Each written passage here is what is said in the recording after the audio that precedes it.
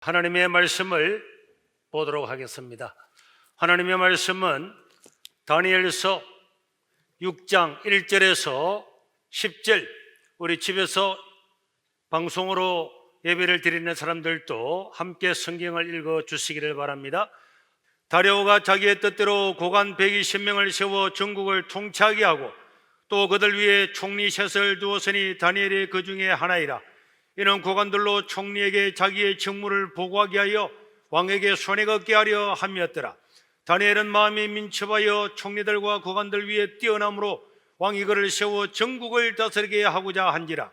이에 총리들과 고관들이 국사에 대하여 다니엘을 고발할 근거를 찾고자 했으나 아무 근거 아무 허물도 찾지 못하였으니 이는 그가 충성되어 아무 그릇됨도 없고 아무 허물도 없음이었더라.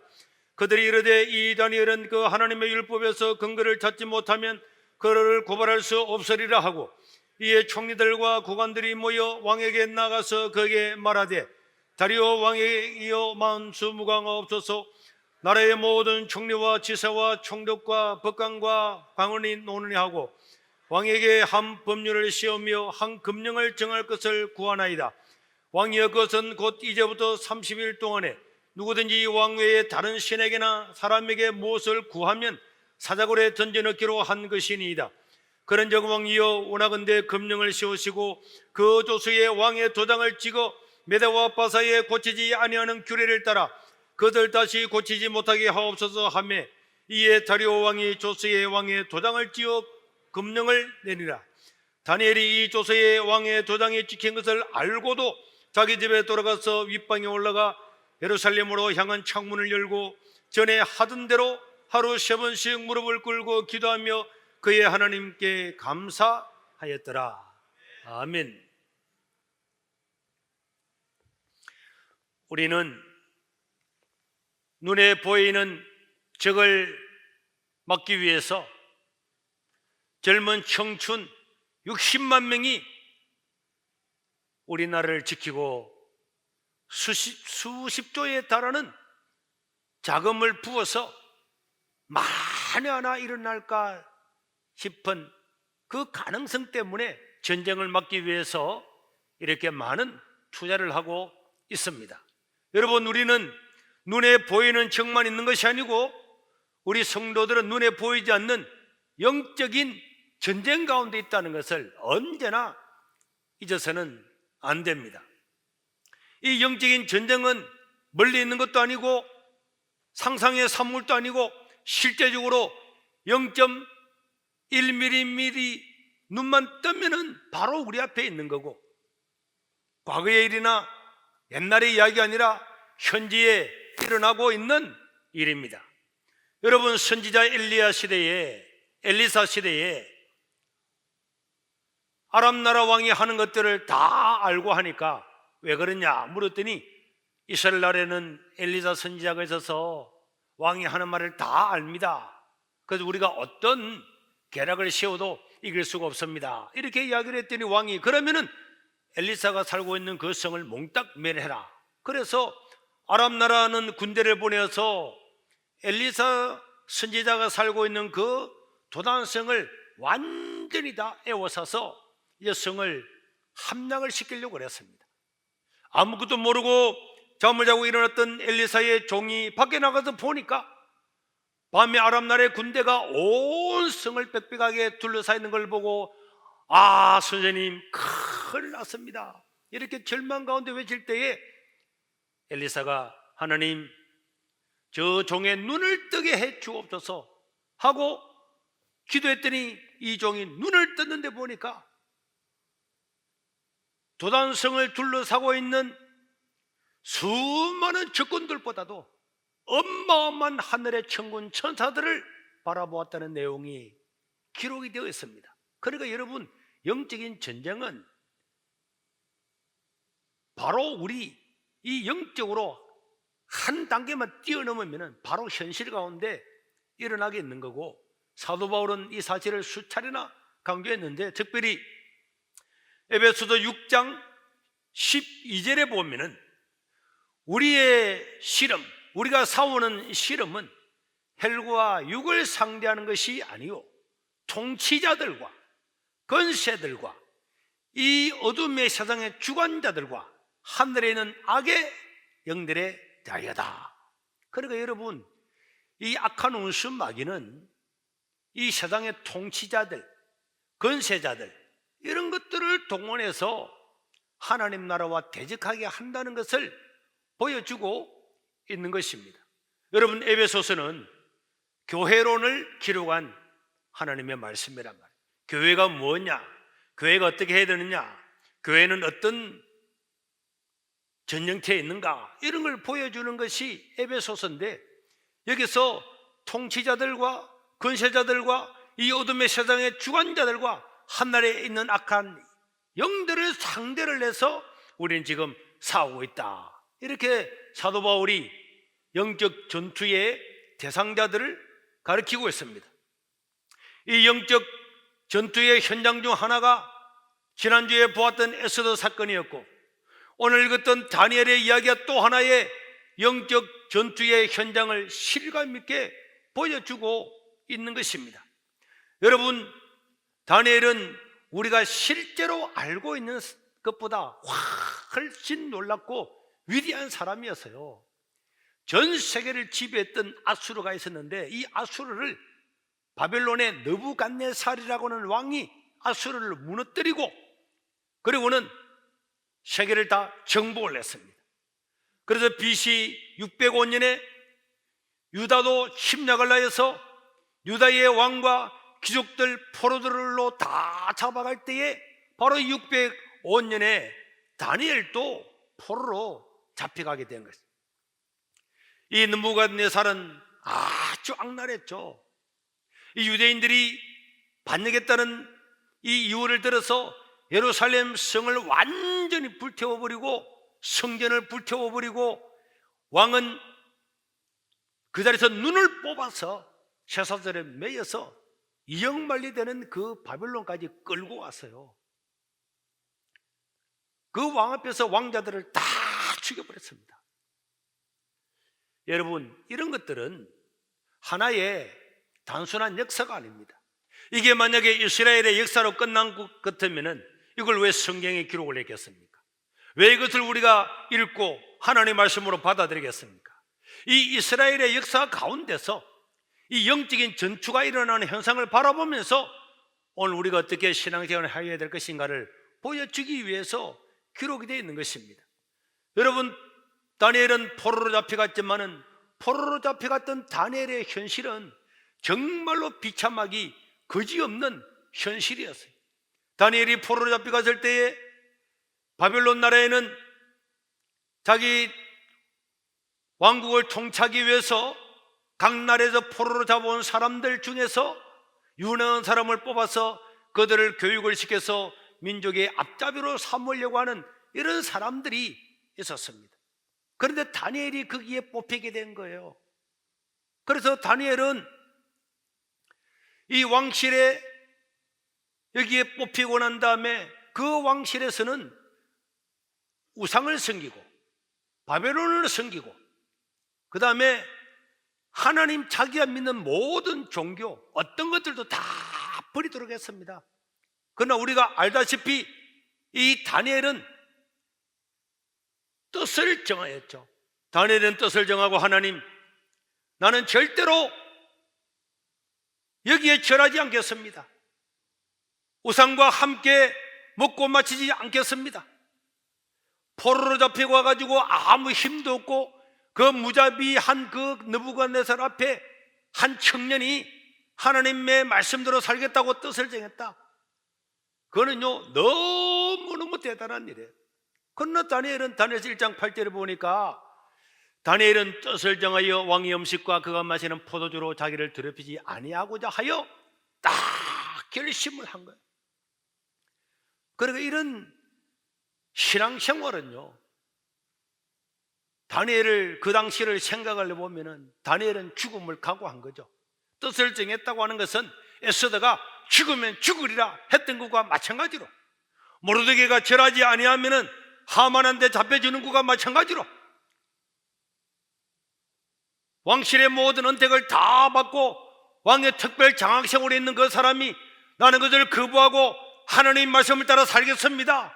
이것은 다니엘이 죽음을 각오한 일이었습니다. 그럼에도 불구하고 하나님은 이 다니엘의 이 신앙이 너무나 귀했기 때문에 다니엘서 1장 20절에 보면은 왕이 그에게 모든 일을 묻는 중에 다니엘에게 무엇인가를 물으면 그 지혜와 총명이 그 당시에 바빌론에 내놓으라는 모든 박수들, 술객들보다 10배나 더 낫도록 하나님이 지혜와 총명과 특별히 꿈을 해석하는 능력을 다니엘에게 주었습니다. 이것은요, 하나님이 그 믿음을 지키고 살아가는 그 다니엘이 얼마나 귀하게 여겼다는 것을 우리가 알 수가 있는 것입니다. 저는 그렇게 믿습니다. 오늘도 우리가 영적인 전쟁 가운데 다 살아가지만은 하나님은 하나님을 의뢰하고 믿음으로 살아가는 모든 사람들한테 하나님께서 은총을 입히시고 하나님께서 선하게 인도하여 주시고 세상 누구보다도 뛰어난 하나님의 자녀들로 삼으실 줄로 믿습니다. 그래서 이런 것들을 바라보면서 젊은이도 청년들도 용기를 가지고 믿음으로 살라고 이런 하나님의 말씀이 기록되어 있습니다. 그러고 난 다음에 이 젊은 다니엘은 세월이 지나면 지날수록 더 많은 지혜와 총명을 하나님께 주심으로 말미암아서 정말 그 높은 고관직에 올라가서 드디어 다니엘서 6장 1절과 2절에 보니까 다리오가 자기의 뜻대로 고관 120명을 세워 전국을 통치하게 하고 또 그들 위해 총리 1000명을 두었는데 다니엘이 그 중에 하나이라. 이는 고관들로 총리에게 자기의 직무를 보고하게 하게 하여 왕에게 아무 손해가 없게 하려고 했는데 그 1000명 중에서 다니엘은 특별히 뛰어나서 전국을 다 다스리게 하였더라. 이렇게 기록을 하고 있는 거예요. 야, 그러니까 여러분, 포로로 잡혀간 사람이 그 세계를 지배하는 그 나라의 총리가 되었다. 이거는요, 그 당시에 누가 보더라도 기적 중에 기적 자체인 거예요. 이것은 하나님이 어떤 어려운 가운데도 하나님의 말씀을 지키고 살아가고자 하는 이 다니엘을 얼마나 기뻐하였다는 것을 알 수가 있는데, 오늘 우리가 신앙이 어중간하면 사람들이 이렇게 이야기하는 거예요. 야, 믿음을 지켰으면 많아, 지키면 손해다, 말씀 들어서 살면 손해다, 어쩌고 저쩌고 이야기하지만은 이 다니엘을 보면은 천만의 말씀, 믿음으로 사는 사람은 하나님께서 은혜와 복을 주심을 믿으시길 바랍니다. 여러분, 요셉을 보십시오, 느헤미야를 보십시오, 에스더를 보십시오, 모르드게를 보십시오. 다 믿음으로 살았지만은 포로로 잡혀간 그 나라에서 총리가 되고 총독이 되고 고관직을 다 얻으면서도 당신의 백성들을 살리는 그런 사람이 될 수가 있었습니다. 여러분, 그러나 영적인 전투는 한 번 끝났다고 끝나는 것이 아닙니다. 젊은 날에 이 다니엘이 믿음을 지키기 위해서 목숨을 걸었는데 총리가 되고 나니까 유다 사람 다니엘이 높은 자리에 오른 것을 보면서 그것을 보지를 못하는 시기하고 질투하는 고관들이 점점 많아지다가 보니까 그 다니엘의 지혜와 성공은 많은 사람들의 시기와 질투에 다스형이 되었습니다. 그래서 결국은 그 사람들은 다니엘을 제거할 다니엘 제거라고 하는 계획을 세우고 작전을 세웠습니다. 그러나 물론 이 작전 뒤에는 이게 영적인 전쟁이기 때문에 사람이 앞서서 하고 통치자가 앞서서 하고 권세자들이 앞서서 했지만은 실제적으로는 하늘에 있는 악한 영들이 그 사람들을 이용을 하는 거예요. 권세자들을 이용하는 거예요. 통치자들을 이용을 해서 싸우게 하는 것입니다. 그래서 다니엘을 어떻게 제거하셨을까? 아무리 봐도 다니엘을 제거할 수 있는 건덕지가 없으니까 다니엘이 자기가 믿는 하나님께는 하루에 3번씩 창문을 열고 예루살렘을 향해서 손을 들고 기도한다. 그거는 그 당시에 다 알려진 사실이었어요. 그래서 그 사람들은 다니엘을 죽이려고 하면은 제거를 하려고 하면 방법은 하나밖에 없다. 그래서 그들이 모여서 숙덕 만든 것이 뭐냐? 다리오 왕한테 가서 다리오 왕이여, 이 30일 동안에 다리오 왕 말고 어떤 자기 나라의 신들이나 그들한테 절을 하거나 신들한테 기도를 하는 사람이 있으면 전부 다 사자굴에 집어넣기로 결의하시기를 바랍니다. 우리가 이런 나라를 점령을 했는데 이 바벨론의 신을 섬기고 우리의 신을 섬겨야지, 이렇게 중구난방이 되면은 나라가 엉망됩니다. 이렇게 이야기를 했더니 다리오 왕이 가면 들어보니까 그 느부갓네살을 들어보니까 다 옳은 말씀 같거든. 그래서 도장을 찍어서 조서를 만드는데, 도장을 찍을 때 왕이여, 이 왕의 인장으로 도장을 찍었기 때문에 이거는 왕이라도 변할 수가 없습니다. 그런데 왕이 그래 좋아 그래 다 해줬습니다. 다니엘은 이런 법안을 만들어서 조서를 만들어서 자기를 죽이려고 하는 것을 다 알았어. 그래서 다니엘서 6장 10절에 보니까 다니엘이 조서에 왕의 도장이 찍힌 것을 다 알았지만은 자기 집에 올라가서 윗방에 올라가서 예루살렘을 향하여 창문을 열고 하루에 3번째 기도하듯이 무릎을 꿇고 그의 하나님께 기도하면서 오늘 이 기도를 마지막으로 나는 죽으리라, 오늘 이 기도를 마지막으로 나는 죽어서 사자밥이 되겠지만은 신앙을 지키고 살아가는 나는 하나님 감사합니다 하고 감사의 기도를 드렸다고 성경은 기록을 하고 있습니다. 여러분, 총리의 자리에까지 올라갔어요. 총리의 자리에까지 올라갔는데 그 자리에서 기도 한 번 안 하면 되는데, 30일 동안은 기도 안 하면 되는데, 아니 하더라도 방 안에서 그냥 하면 되는데 창문을 열어놓고 전에 하던 대로 하는 것은 총리 자리 떨어지고 다니엘 죽으면 다니엘 혼자 죽겠습니까? 그 가족들은 어떻게 되겠습니까? 어마어마한 일이 있고, 그동안에 다니엘을 지지했던 사람들, 다니엘과 친했던 그런 고관대작들, 이런 사람들은 다니엘한테 가서 그렇게 하지 말라고 얼마나 부탁했을 겁니다. 어마어마한 압력을 가하고, 당신이 죽으면 되느냐, 당신이 죽으면 당신은 혼자 주는 게 아니다, 얼마나 많은 사람들한테 다니엘들이 와서 말리고 그렇게 했을 겁니다. 그리고 어떤 사람들은 다니엘에게 수많은 비난됐을 겁니다. 30일 동안은 참으면 되는데, 30일만 참으면 되는데 그걸 못하면서 당신이 죽고 이렇게 혼란을 일으키겠느냐, 온갖 일을 다 했을 겁니다.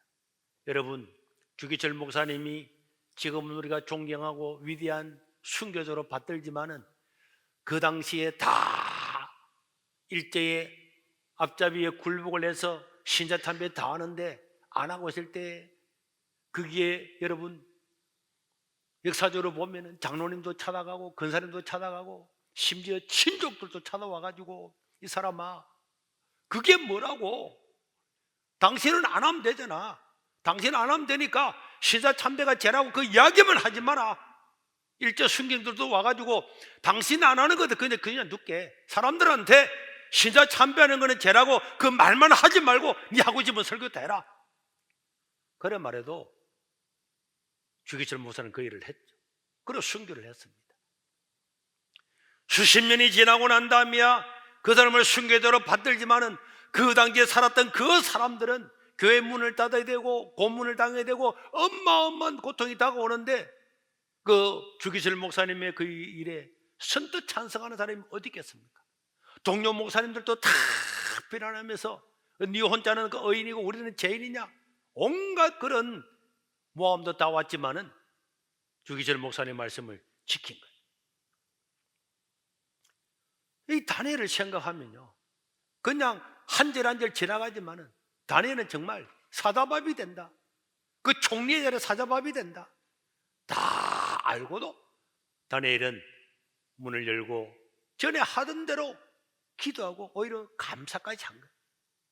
그래서 그 다니엘을 없애고자 했던 사람들은 그것을 왕한테 고소를 냈고, 왕이여, 왕이 도장을 찍었는데 그것을 안 하면 안 됩니다.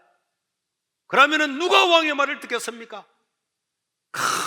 그렇게 전하들이 다 건의를 하니까 왕도 어쩔 수 없이 도장을 찍어서 다니엘을 사자밥이 되도록 했죠. 그리고는 그 사자굴을 돌로 막아버리고 인봉을 붙여서 누구든지 뛰지 못하도록 하고, 왕은 그날 돌아와서 금식을 하면서 모든 잔치, 모든 노래소리 다 그치고 밤을 새워서 생각을 해보니까 이놈들이 다니엘을 죽이려고 그랬구나, 이놈들이 다니엘을 죽이려고 그랬구나. 그렇지만은 법이 어쩔 수 없는 거예요.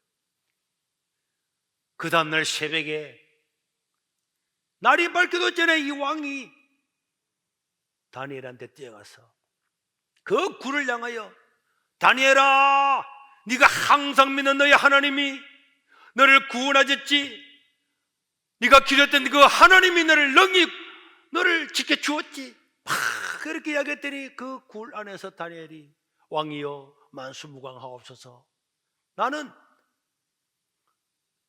건강합니다. 하나님께서 하늘에 천사를 보내서 사자의 입을 다 막았으므로 나는 아무 해가 없습니다. 그 이야기를 듣고 난 다음에 왕은 와서 다니엘을 죽이려고 했던 그 사람들을 다 불러서 그 사람들과 그의 가족들을 전부 다 사자굴에 다 집어 던져넣었다고 다니엘서 6장 24절에 보니까 기록하고 있습니다. 그래서 다니엘을 참소하는 사람들을 끌어오게 하고 그들을 처자들과 함께 사자굴에 다 집어 던져놨다. 이 사건이 여러분 에스더 사건과 너무 유사하지 않아요?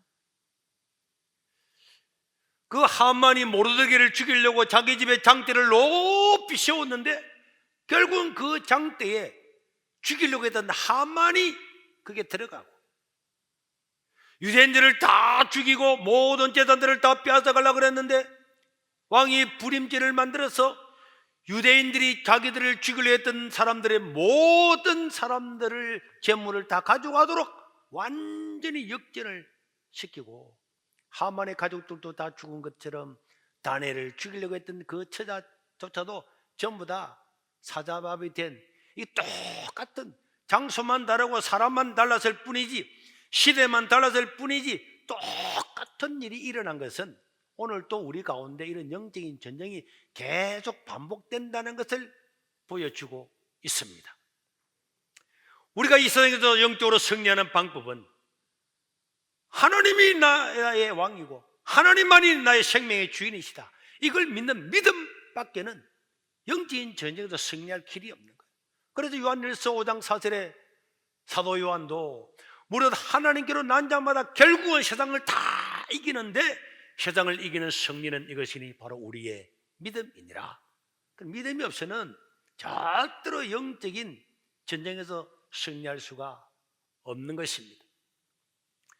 다니엘은 그러고 난 다음에 정말 왕의 사랑을 잊고 또 나라에 여러 가지 지혜를 제공하면서 시간을 지냈는데 시대는 바뀌어서 바빌론이요, 결국은 페르시아의 고레스 왕한테 멸망을 하고 이 메데 바사라고 하는 새로운 제국이 들어서게 된 거예요.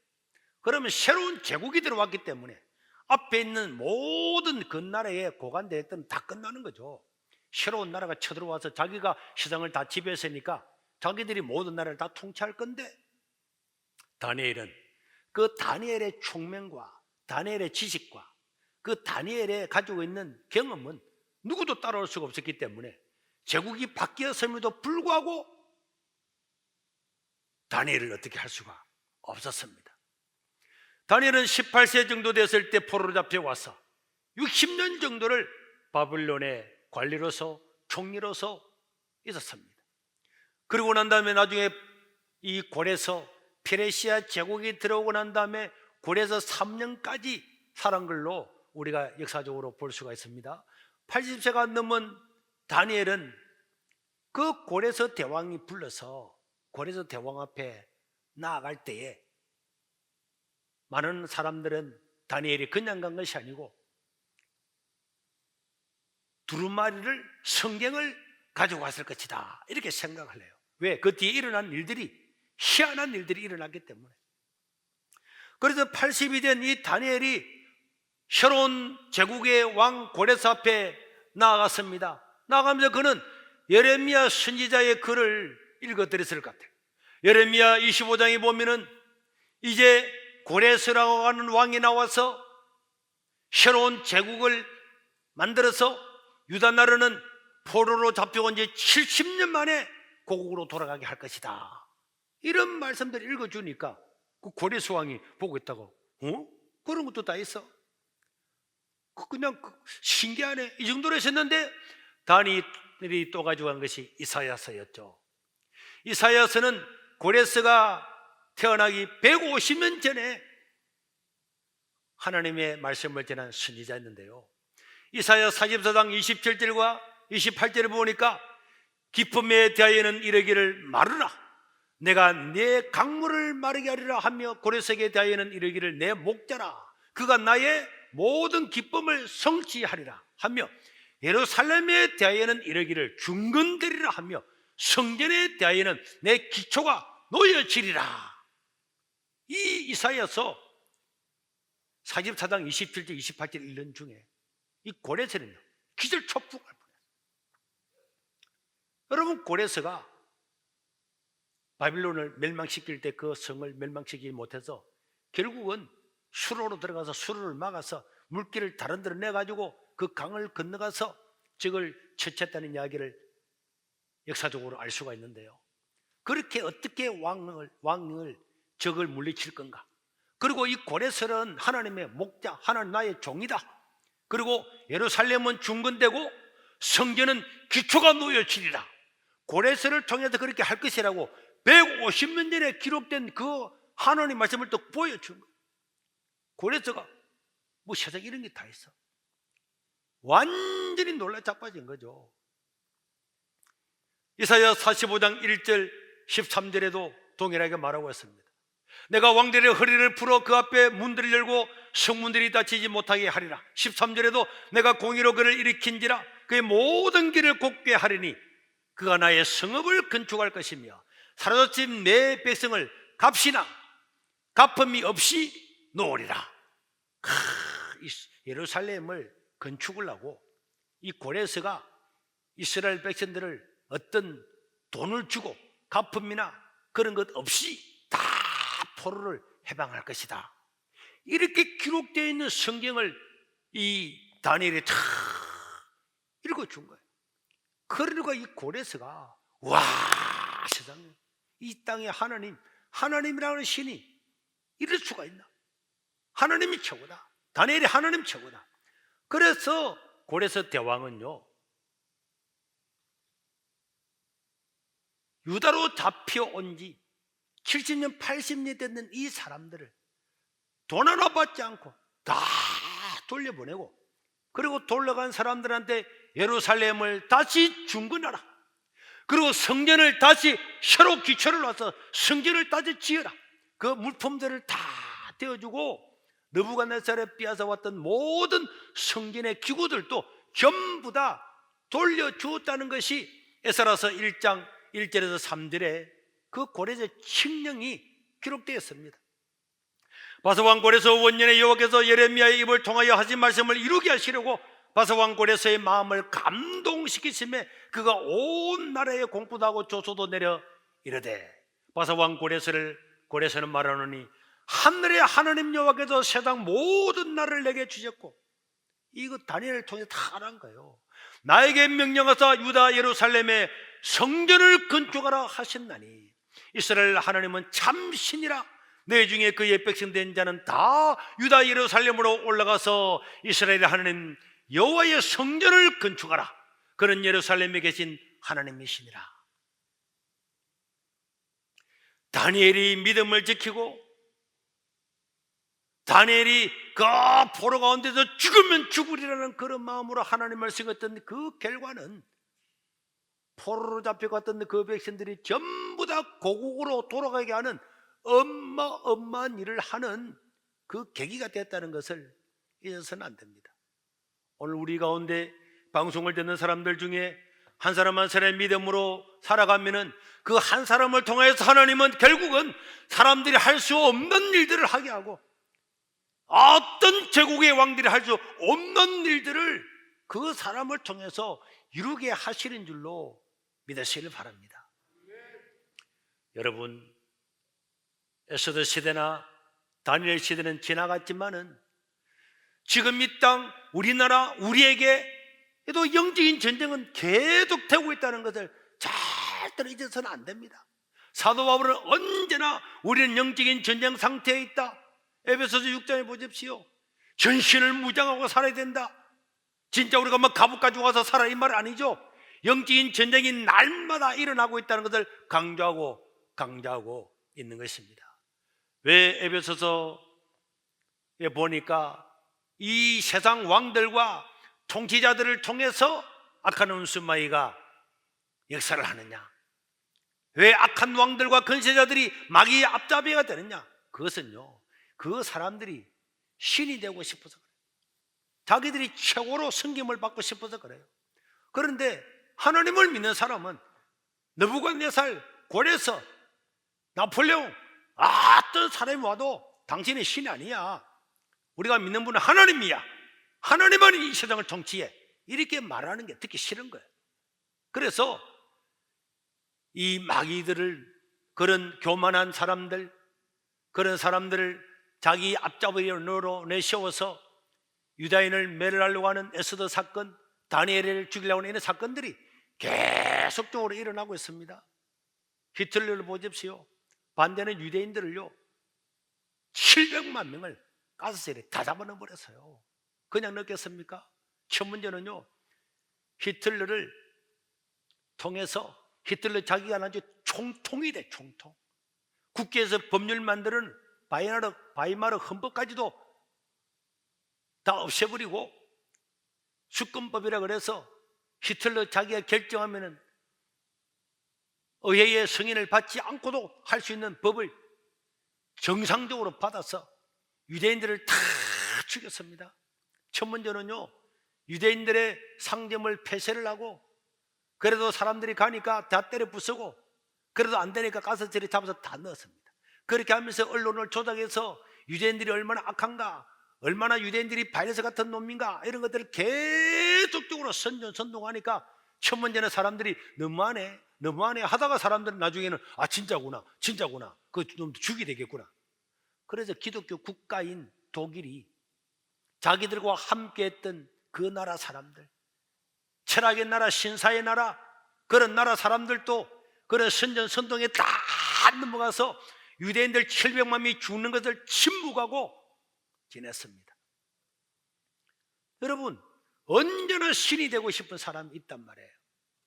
그런데 그들 반대하는 게 기독교입니다. 여러분, 초기에 기독교인들이 왜 핍박을 받았습니까? 로마는요, 전 세계를 지배했던 이 로마는 굉장히 관용적인 나라였습니다. 로마가 1000년의 세월을 가지고 통치를 한 것은 많은 학자들이 연구합니다. 그리고 한니발과의 전쟁에서 승리한 것도요, 많은 학자들이 가장 첫 번째 이유로 꼽는 것이 로마의 관용 정책이었어요.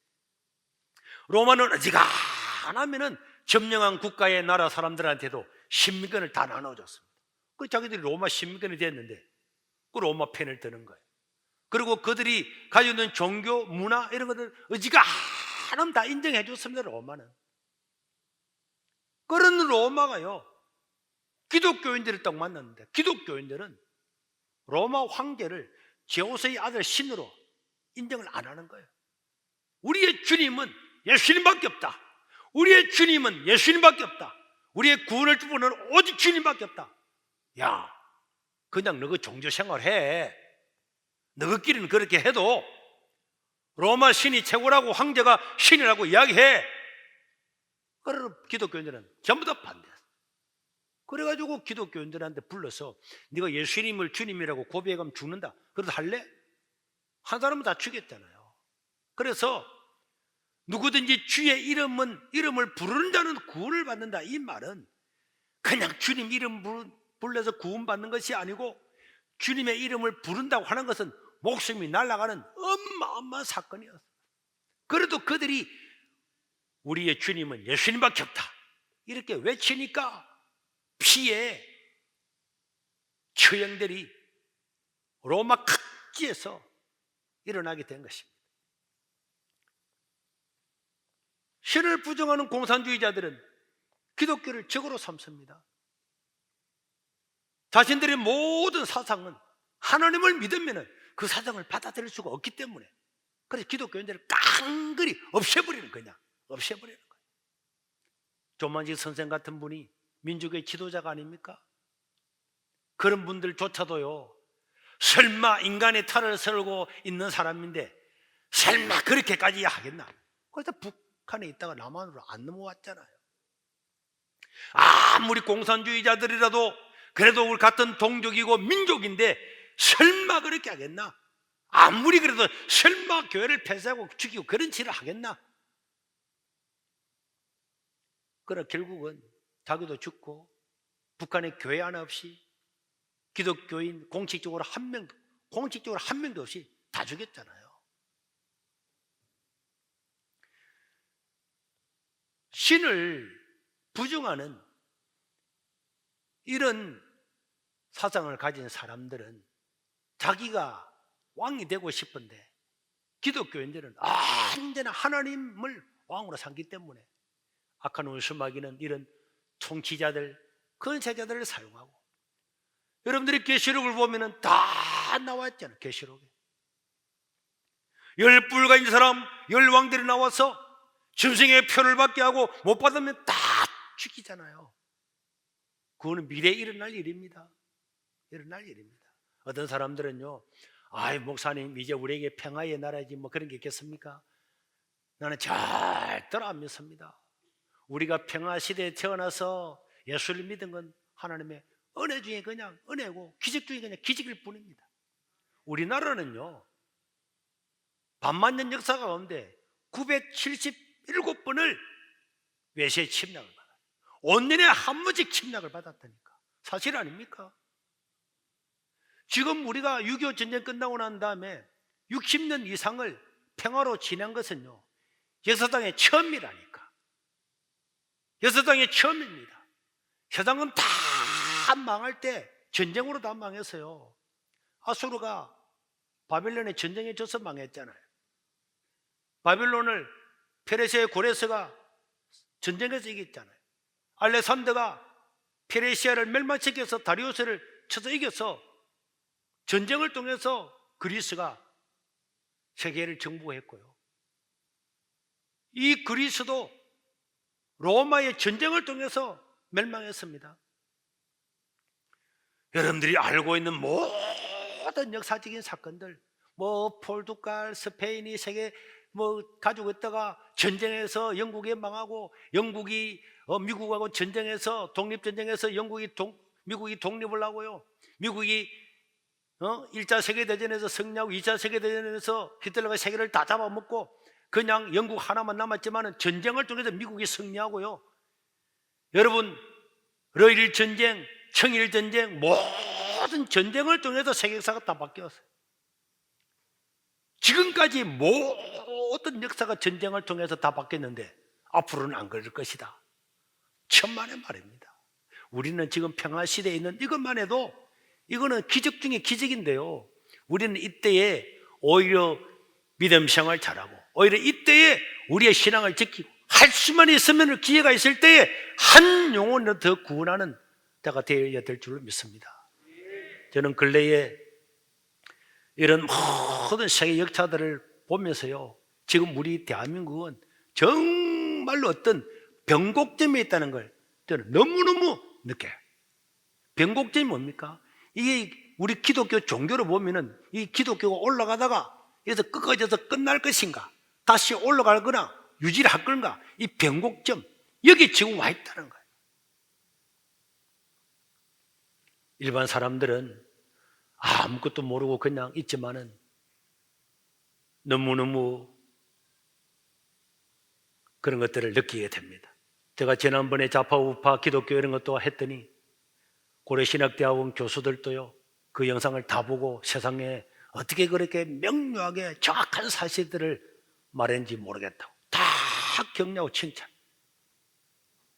여러분, 우리가 지금 얼마나 지금 어떤 위기 가운데 있다는 걸 우리가 잊어버리면 안 됩니다. 그러면 우리는 우리 기독교의 미래는요 캄캄할 수밖에 없는 거예요. 저는 이런 것이 지금 2020년 대한민국이 정말 여기서 다시 한번 교회가 도약을 할 거냐, 최소한 현상이라도 유지를 할 거냐, 아니면 여기서 쪼그라들 거냐. 저는 진짜 그 XY 그 변곡 전매 위치에 있는 거예요. 위치에. 그렇기 때문에 우리 교인들은 기도해야 됩니다. 다니엘이 하루에 3번씩 기도한 것처럼 기도하지 않으면은 이 세상 권세를 가진 사람들을 폭력으로 우리가 대하겠습니까? 기도해야 돼요. 죽을 줄 알면서도 다니엘이 기도했던 것처럼 당연히 기도해야죠. 내일부터 5일 동안 다시 한번 특별 새벽 기도를 하는데 큐티집으로 할 겁니다. 없는 분들은 구입해 가시기를 바라고요. 가족들이 일어나서 정말 나라와 민족을 위해서 기도해야 돼요. 느헤미야도 기도했잖아요. 느헤미야 1장을 보세요. 예루살렘 성문이 불타고 무너졌다는 이야기를 듣고 금식하면서 자기 죄를 회개하면서 기도하잖아요. 모르드게도 에스더도 기도하잖아요. 다니엘도 기도하잖아요. 기도해서 위기를 다 이겼잖아요.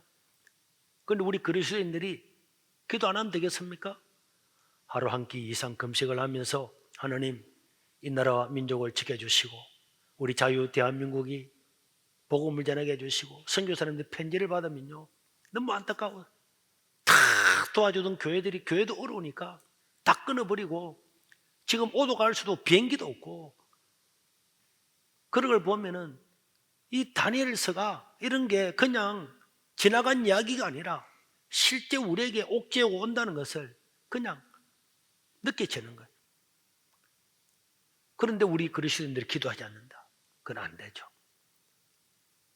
새벽에도 알람을 딱 맞춰서 일어나서 기도하고 하나님 이 나라 민족을 지켜주시고 우리 교회를 지키시고 더 많은 영혼들을 구원할 수 있도록 우리나라의 평화가 60년 이상 지속된 것은 우리나라 역사상 처음이라니까. 이 평화의 때 우리가 나타나서 이 우리나라 5,000년 역사가 온 데서 지금처럼 잘 먹고 잘 사는 때가 단 한 번도 없었어요. 단 한 번도.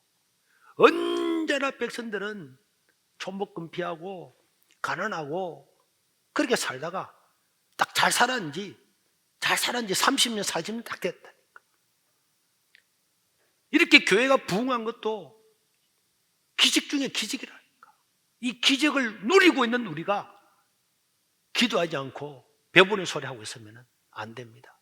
하나님 이 나라를 민족을 지켜주시고 우리 교회를 지켜주시고 우리 성도들이 더욱더 하나님 앞에 나가서 믿음의 승리를 맛보는 저희들 되게 해달라고 우리 한 2분만 먼저 통성으로 기도하고 제가 기도하겠습니다.